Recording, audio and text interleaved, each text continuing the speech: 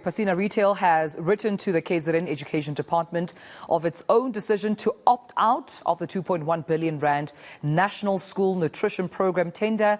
However, there's a catch. It will only do so if the department agrees to pay the company owned by businessperson Mncwango Zungu all the costs incurred so far from distributing food. Well, the company has fallen foul of public opinion over its repeated failure to deliver food to some 5,000 schools in KwaZulu-Natal. But let's unpack this some more. I'm joined now by KZN ActionSA Chairperson Zwakele Mncwango this morning. Zwakele, thank you so much for your time. Having this conversation with you quite, I'm not sure if it's ironic. 29 years into democracy, we're talking about, some millions of children still not having access to food due to this, tender process definitely gone wrong. But for a moment here, let's focus on Pasina Retail. I've seen and read reports from Mncwango Zungu saying they seem to have had experienced political sabotage. They had good intentions, to deliver the food. The trucks were ready, capacity was ready. But it seems, according to him, whenever they would go and deliver the food, there would be people on standby ready to sabotage those trucks, which could potentially have turned violent as well, therefore restricting them from delivering, to, of course, those schools and children. Is this the case? As ActionSA says, other political parties, have you heard of this political interference with this tender process? Look, it is strange to hear that now. The question is, if there was any sabotage or any threats, where were the cases open? I can make an example. In one of the warehouses in Maritzburg, she was threatened and she was shown a gun. She opened a case because of that. Now, if Mncwango claimed that they were threatened by anyone, where are those cases opened? And what we know on the ground is that sub-suppliers were going to center points where they were promised to collect food, and there was no food. Now, he can't come now and make a claim that there were threats. I don't believe it's true. I don't believe there was any political sabotage. Bottom line is he has failed 2.4 million learners in KwaZulu-Natal. And that's a reality. It's actually a human rights crisis. That is why we are a bit concerned with the statement, even from the ANC. We would have expected, Tumelo, that actually it's going to be government making pronouncement on termination or acknowledging the letter from Mncwango. But very strange, we seem to have a clear challenge on separation between the party and the state. How can the ANC host a press conference and make a pronouncement over a government decision? And we had this secretary of the ANC in the province boldly saying on radio yesterday, they have a right. He doesn't believe the separation of powers. They have a right to instruct government. The big question now is, does it mean the ANC can instruct government who to appoint for a contract and also when to terminate? That's really questions I think we must ask ourselves, 29 years of democracy, whether really do we have leaders who understand democracy, how it should work, who understand the separation of powers? Because clearly there's a challenge here.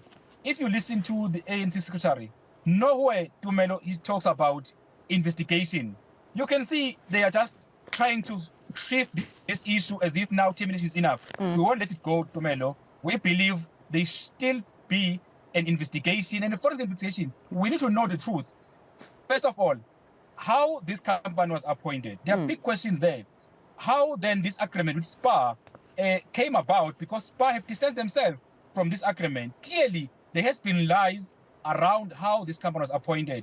And the fact that already the MEC has been shifted by the ANC in answering some of the questions. Right. So we believe that there's a lot to be answered in this matter. I mean, listen to Begim Tolo. I mean, he definitely made the statement that, listen, Mncwango Zungu did not commit a criminal offense. He simply could not deliver on, an agreement. So you could see their stance they're taking that he didn't commit a crime here. He just failed to deliver. And one then begs the question, if that statement came out from Pasina Retail saying, okay, fine, we will take a step back, we will withdraw with conditions, then I suppose it begs the question, did government have to wait for Pasina to make that pronouncement that they will withdraw with conditions, that they be paid costs incurred, or was that for government to pronounce first? Because other political parties saying, how did you receive this contract? Are you politically connected? Was this more of just a politically connected contract that was received here?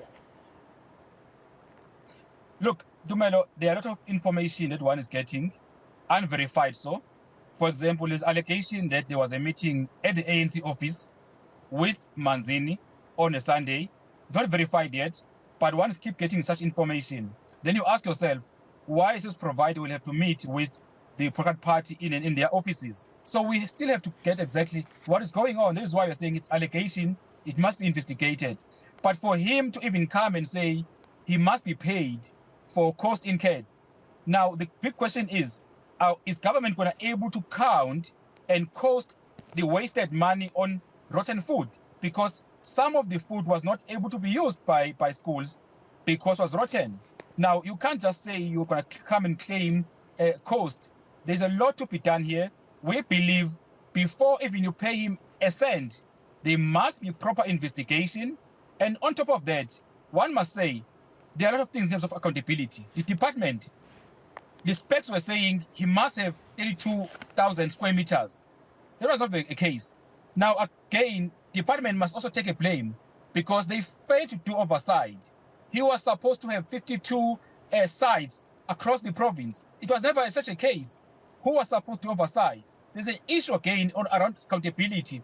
Now, the issue about SPA, he's the one who claimed of having an agreement with SPA. And SPA is coming out and saying, no, there was never any agreement. Our agreement was we can only supply one region, and that region, we can only do it in June. So meaning he gave false information to the department. Now, that is why we're saying we need through investigation. That investigation must be a forensic investigation. That is why I must say to Melo, we are preparing our document to protect her because we believe someone must investigate as far as issues of human rights violation, because we believe that learners' rights were violated through this process. I seem to be losing you there, Zwakele. If you can still hear me, I have a last question that I have to pose to you before I let you go. Unfortunately, our network is disappointing me at this moment, but I'm going to try once again. I hear your point around an investigation that needs to still be conducted, irrespective of the cancellation/withdrawal between Pasina and the KZN Department of Basic Education. However, moving forward, how do we avoid such an incident from occurring again? Millions of children, over 2.4 million children were denied, their right to access to nutritious food. Most of them, their only meal of the day, they relied on through this nutrition program. How do we avoid that? What management, consequence management needs to take place by the Durban Basic Education Department to avoid this from occurring again, do you think? Look, first of all, we need to have transparent tender processes. We need to firstly make sure that we've got systems that are working. And in terms of food supplies, we need to decentralize the system where procurement is done locally. And you can still achieve the local empowerment to local businesses and cooperatives through using legislations at a local level.